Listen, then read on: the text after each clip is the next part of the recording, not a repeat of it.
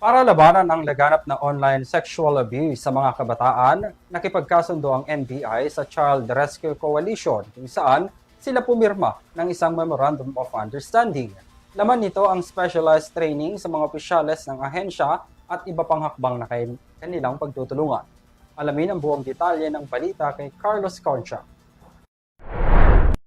Formal nang nakipag-partner ang National Bureau of Investigation o NBI sa Child Rescue Coalition o CRC upang palakasin ang kampanya laban sa online sexual abuse at exploitation of children o OSAIC.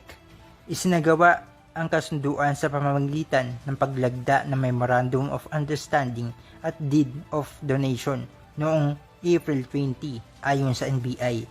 Pinangunahan ni NBI Director Attorney Melvin A. Matibag ang nasabing kasunduan.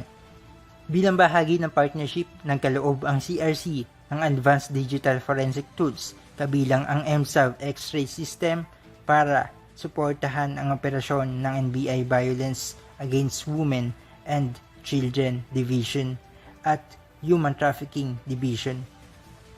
Ayon sa NBI, makakatulong ang mga kagamitang ito sa mas mabilis na pagkuha at pagsusuri ng digital evidence para sa mas epektibong investigasyon ng mga kaso.